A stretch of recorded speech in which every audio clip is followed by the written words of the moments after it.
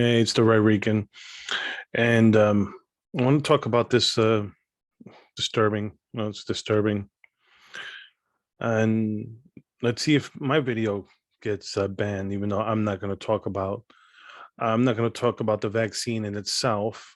I'm going to talk about YouTube's response. Here goes. YouTube is cracking down on anti-vaccine misinformation. YouTube will remove videos spreading misinformation about any approved vaccine, not only those aimed at preventing COVID-19, the company announced in a post blog Wednesday. It also goes here. The YouTube also confirmed it would remove the channels of several well-known vaccine misinformation spreaders under the new policy, including one belonging to Children's Health Defense Fund, a group affiliated with controversial anti-vaccine activist Robert F. Kennedy Jr. Now, here's the thing. Back in the day, they used to say that smoking was good for you. You know, doctors even said smoking was good for you. It wasn't until a whistleblower came out and there were doctors who were speaking against it. It was just kept silent by big tobacco. Same thing. There's certain drugs that the FDA approved, and there's also, where is it here that it said company that any posts users who post misinformation about any currently administered vaccines that are approved or confirmed to be safe and effective by local health authorities and the WHO. Well, here's the whole thing. There's certain drugs that were approved, they were deemed safe and effective, and years later it turned out that no, they weren't. So all they're doing here is preventing real information to come out. That's what they're doing. Uh, when I when I tell you that there's drugs out there, you could do a simple search. You could search FDA approved drugs recalled. That's how I searched for it, and I found this article. FDA approved prescription drugs later pulled from the market. Accutane, Baycol. Uh, the list goes on and on. They put it in alphabetical order.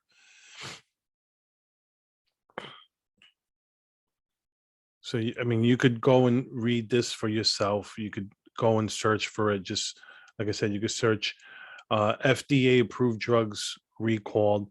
I don't use Google because I know Google algorithm sometimes censors some results. So I usually use DuckDuckGo, but you could use whatever you want as long as you trust the report. I mean the results. But yeah, so you know, all they're doing by censoring this stuff is it's not going to stop. It's not going to stop people from. It's not going to stop people from not getting the vaccine. The fact is, these type of crackdowns make it worse because people are going to be like, oh well, if they're trying to force you, then maybe it's not as good for you. You're not getting the desired result of, oh, they're forcing me to get it, so I'm gonna get it anyway. But yeah, so this is what's going on. This is what's going to happen. You're just going to get more of these situations, and you're not going to be able to see it on YouTube because since YouTube is cracking down on this stuff and Google's cracking down on it, because this is the whole thing. They're saying YouTube is going to do that, but since it's the parent company, Google's its parent company. For example, you know what? Let's do it on here. I haven't done it. Let's see. So you could see what I'm talking about. Let's go here to Google. I know some people don't like when I do stuff like this, but I just want to show you guys simple so you can see the difference in search results.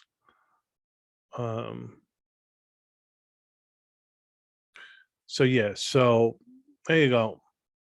Here's another one. This is AP News. Let's see. List of AD approved, FDA approved items posted on social media is inaccurate.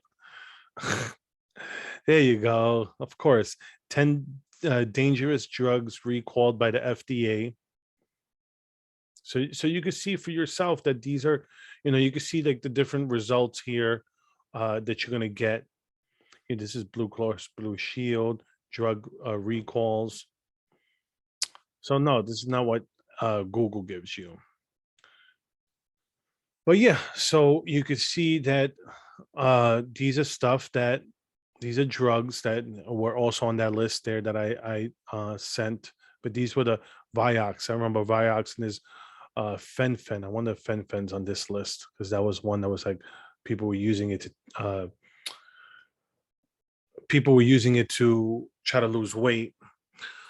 But yes, so this is what's going on with this situation. If YouTube is going to censor this stuff, it's just going to go underground.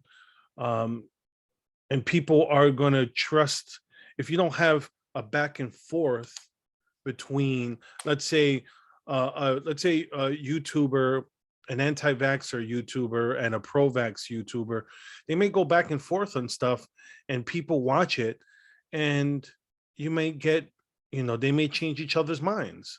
Maybe, for example, maybe the anti-vaxxer, and I'm doing that in quotation marks, maybe he's not really anti-vaxxer, he's anti-mandate, like I am.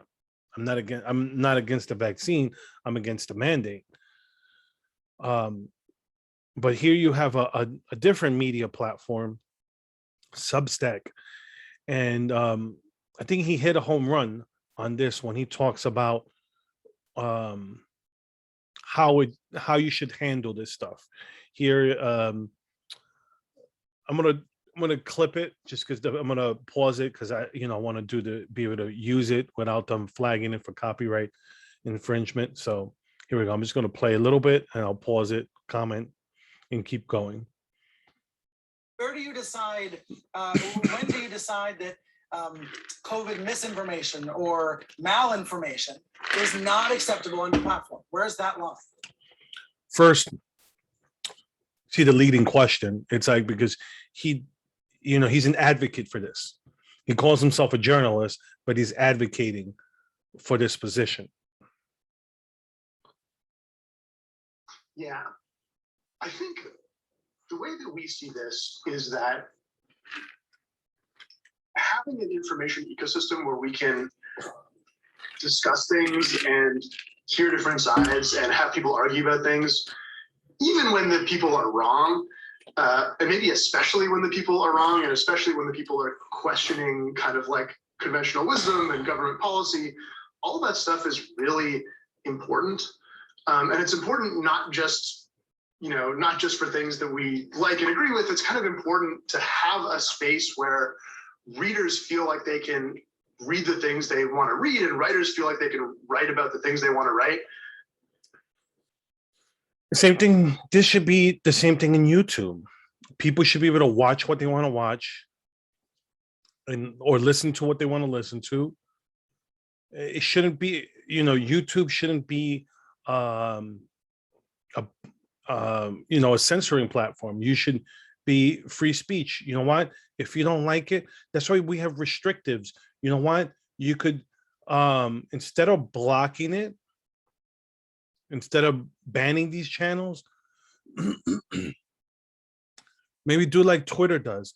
Twitter has a feature where you could like people of the same opinion. Let's say you follow Dan Bongino, so it might go, oh, you'll like Ben Shapiro.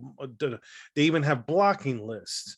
So you got block if you don't like Dan Bongino. It'll say, okay, if you block Dan Bongino, then here's a list of other people that are blocked that also block Dan Bongino. Are you interested in blocking these people? You could do that stuff. I don't know why YouTube wants to insist. Well, I do know why, but I'm going to not say it on here right now. Why they insist on going this heavy hand approach. Same thing like what's going on, like the guy in the NBA, he's also said it best. I mean, let me go back to here, then I'm gonna play that one also with the NBA guy. Even if it's wrong, basically. And part of the reason that we can have a society where we know there are things we can trust is because dissent is allowed, and because discussion, the discussion of unpopular things is not suppressed. And we just think that that's like an important principle for anybody. But in general, exactly, and that's said it perfectly there. If you're blocking dissent, how do you know what's good and what's not? You cannot, if you block this stuff, all you're doing is going, we can't create sound arguments, so we're just going to block it. You're going to block your ability to be able to discuss the topic against what we agree with. That's what you're saying. I hear you saying is, if you make a relationship with a writer and you want to pay that writer, we're going to let you do it. That's fundamentally your principle. The best way to improve what's out there is to design systems and create spaces where great stuff is rewarded and where people are making thoughtful choices about what they want to read and who they want to trust that allows good stuff to be surfaced. And if you create an environment where that's like disproportionately amplifying stuff that's driving everyone crazy, that is a problem by itself, right? If you're finding that the stuff that's driving everyone mad is bubbling up to the top of Twitter and Facebook, that is a problem by itself. And if, as your mechanism to address that, you add on top of your existing problems a heavy-handed censorship policy, where you're putting yourself in the position as a platform to decide what's true and what's not, what's politically okay to talk about and what's not, in my estimation, you haven't fixed the problem. You just got two really bad problems now. One is... I'm going to leave it there because he's talking about something else. Although I agree exactly what he's talking about. That's the problem that's going on with social media, is that you're allowed to talk about some stuff and you're not, and you're allowed to talk about other stuff. So even like here on YouTube, when I post this both on YouTube and Rumble, but there's certain videos I will not put on YouTube because I already know that YouTube is either going to strike it or they're going to censor it. So what's the point of putting it on there? So yeah, so I mean, there's a great video going also about the what's his name, Jonathan Isaac, I believe. He's a basketball player that I want to show you guys also. Yes, it was Jonathan Isaacs. I'm going to show you his Twitter feed, and I want to put this story here. I mean, this is the good thing with the media and this whole thing about misinformation and disinformation and malinformation. What's going on here is it's waking people up. You had Nicki Minaj. Rihanna had a shirt that said "Think while it's still legal." So it's waking this bad media is waking certain people up because you have access to information with your phone. You can have it on your fingertips, any information you want. So there's no excuse to be totally ignorant. But here we go. I want to just read what he said. Thank you. I just wanted to show how badly I was misrepresented, share my views on things, to see that many share my opinion is encouraging.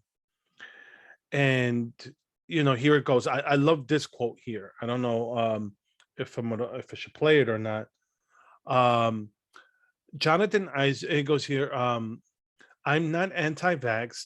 I'm not anti-medicine. I'm not anti-science. I didn't come to my current vaccine status by studying Black history or watching Donald Trump press conferences. I thought that was great.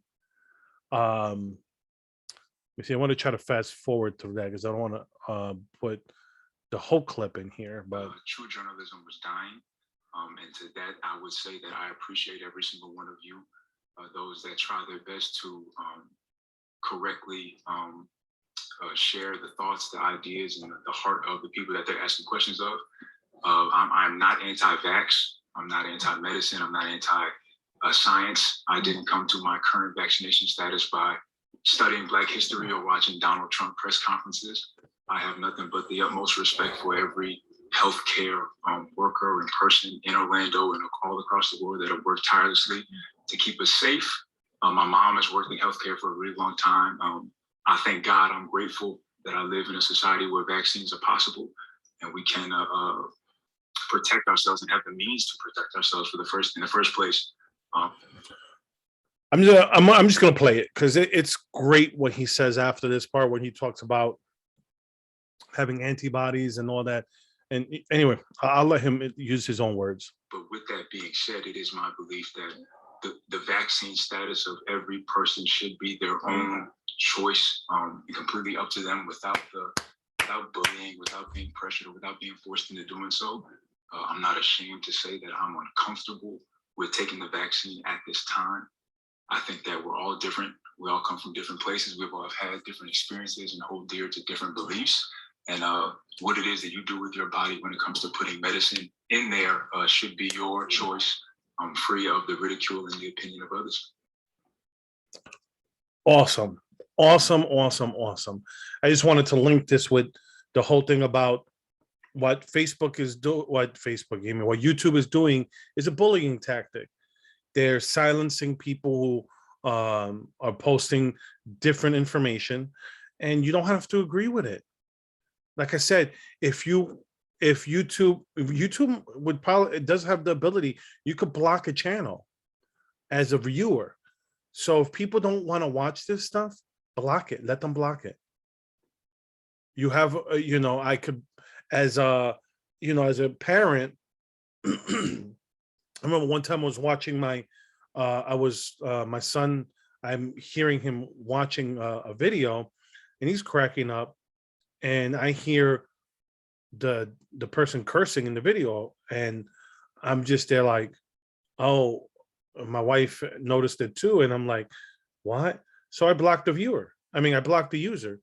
So like that, I didn't want my son hearing that stuff, and in turn, I didn't want my daughter hearing it either. And that, so like that stuff is not coming out of her mouth either. Or worst case scenario, say it in school too. But so there are features that YouTube could do as opposed to just blocking this information. And it sets the precedent of destroying dissent. Unlike what Substacks was talking about, the Substack CEO, which is the best way to look at it. Maybe, like I said, maybe you'll have a beef between an anti-vaxxer and a pro-vaxxer, and they'll do videos back and forth. And, maybe their viewers will view both videos, and then let's say an anti-vaxxer might become a pro-vaxxer by listening to the video. But you're not going to change someone's mind by shutting the other person up. All you're going to do is, let's say, for example, people who are not going to post it on YouTube, guess what? They're going to post it on Rumble. YouTube, you're going to lose customers. They're going to go to Rumble or some BitChute, Odyssey. There's a bunch of different places that people could go to. Right now, Rumble is the one that's growing. That's let's see, maybe they'll try to parlor it. But so the information's out there. There's nothing that YouTube and Google could do. Google as a company, you could either, like I said, you could censor it from your search engine too, but there's other search engines out there that you could use. You're just preaching to the choir with what you're doing. So anyways, in conclusion, just if you haven't already signed up to one of these different platforms, find whichever one you like. Like I said, I'm a big Dan Bongino fan, so I choose Rumble because, like I said, he's their investor in Rumble. He's the one who helped really let it be more well known. So that's the one I use. If you comfortable using it, go on there, follow me on there. I'd appreciate it. And with that being said, the Rican, I post on YouTube and Rumble. Like I said, sometimes I don't post it on YouTube just because I already know how YouTube is. Like when I posted audit the election conversations, I didn't put it on here on YouTube. I put it on Rumble. So anyways, and you can also interact with me on social media. I'm on Twitter, Facebook, Gab, Telegram. Someone gave me some constructive criticism in this video. If they watch it, they'll see that I actually listened to what they said. I actually took time to pause stuff and look stuff up while I'm because I don't put a script when I make these videos. I'm usually just using stream of thought while I'm doing this. So I just made it a point this video to pause sometimes, search some stuff, and then put it up there for you guys. So I hope that it's better for you guys. Hope you enjoy my content. That being said, have a good one.